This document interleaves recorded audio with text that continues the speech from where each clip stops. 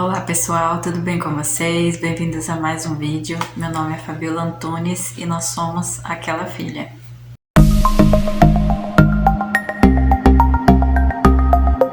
E aí, já fez o seu devocional hoje? Nós entramos no capítulo 14 de João e o capítulo 14 é dividido em duas partes. Jesus é o caminho para o Pai e Jesus promete o Espírito Santo. E hoje nós vamos entrar na primeira parte.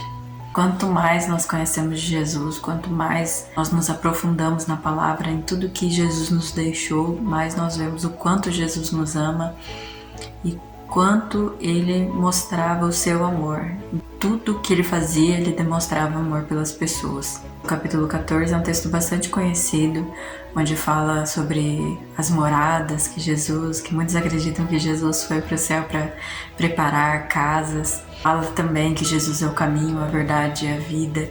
Então é um texto bastante conhecido, mas eu nunca tinha parado para pensar no contexto que esse texto foi escrito, qual era a situação que eles estavam passando. E hoje eu me dei conta disso, qual era o momento. São palavras tão bonitas, tão ricas, que a gente não imagina o que logo mais para frente Jesus teria que passar, que foi a crucificação.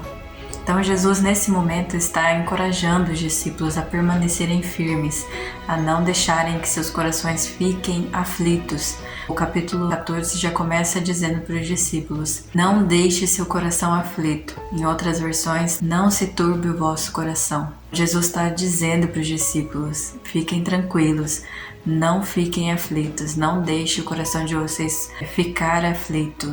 Está tudo sob controle. Nada fugiu dos planos de Deus. O que vai acontecer daqui para frente tem que acontecer. E é muito bonito esses capítulos que nós podemos ver de Jesus somente com os discípulos, nesse momento já somente com os 11 discípulos.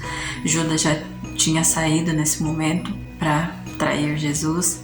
Jesus tem esse momento com os seus 11 discípulos, onde ele fortalece eles para que eles permaneçam firmes e prepará-los para o que ia acontecer logo mais. Eu não sei vocês, mas eu muitas vezes já fiquei pensando por que os discípulos abandonaram Jesus. Eles ficaram tanto tempo ali com Jesus e na hora da crucificação eles abandonaram, deixaram Jesus sozinho. Só que você entendendo o contexto, você sabendo o que estava acontecendo na época e humanizando eles também, vendo que eles eram seres humanos, sujeitos a falhas como nós conseguimos perceber o que eles estavam passando naquele momento.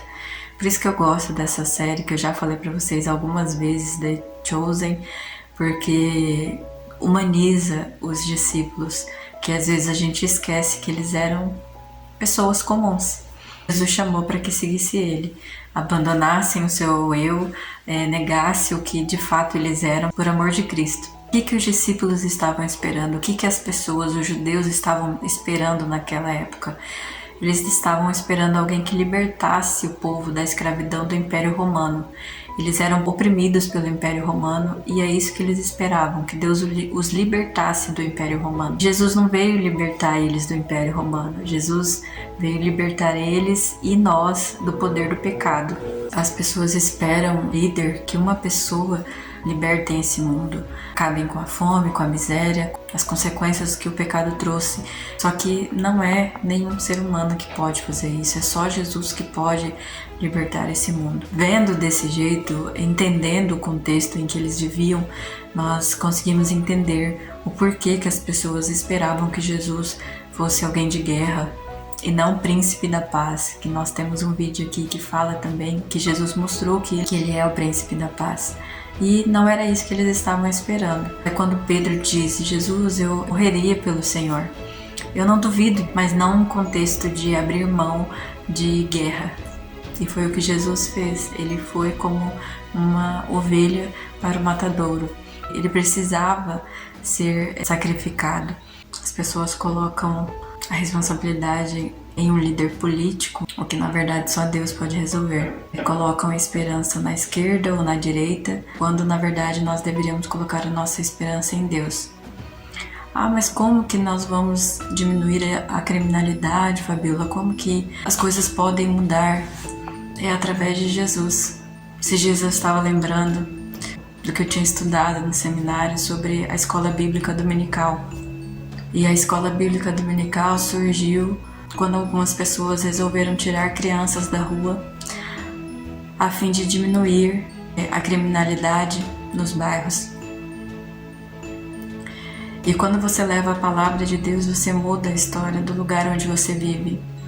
Quando essas crianças são instruídas na palavra de Deus, Cristo muda a história delas. Os cristãos estão jogando em uma pessoa o que deveria ser o nosso papel, de levar Jesus para as pessoas, para o mundo caído e perdido.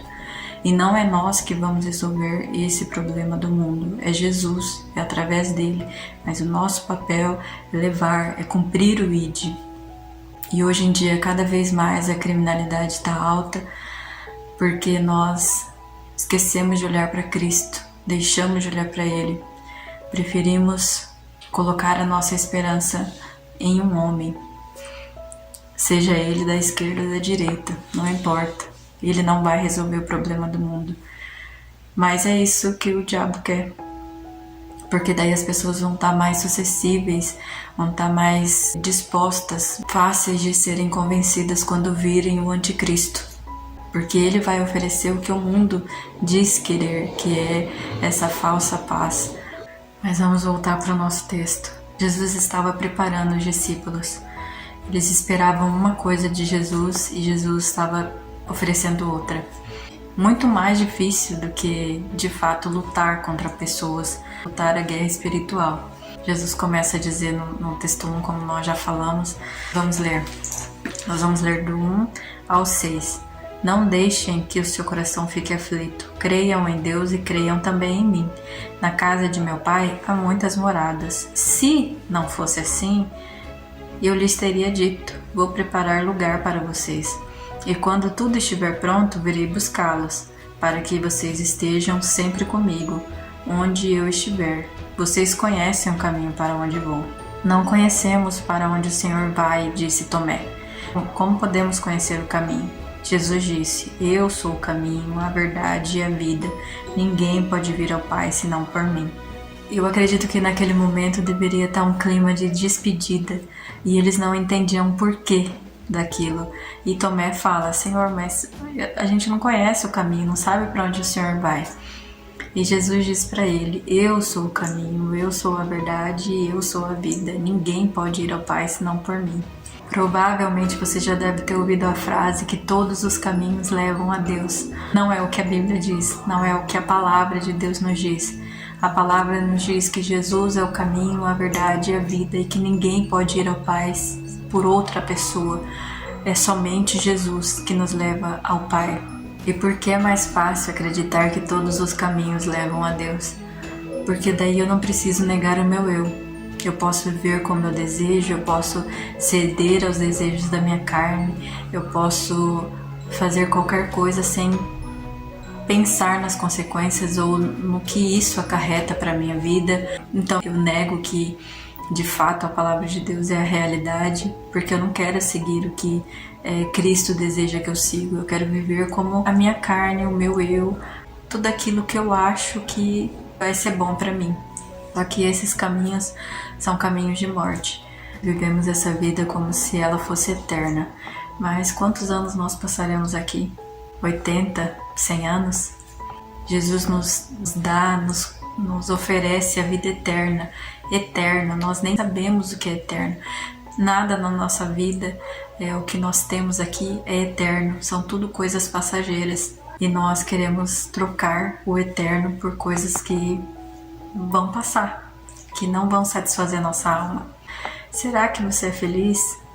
Porque eu sou feliz. E não é porque tudo na minha vida vai bem, porque eu tenho tudo que eu desejo, mas eu tenho o principal, que é Jesus.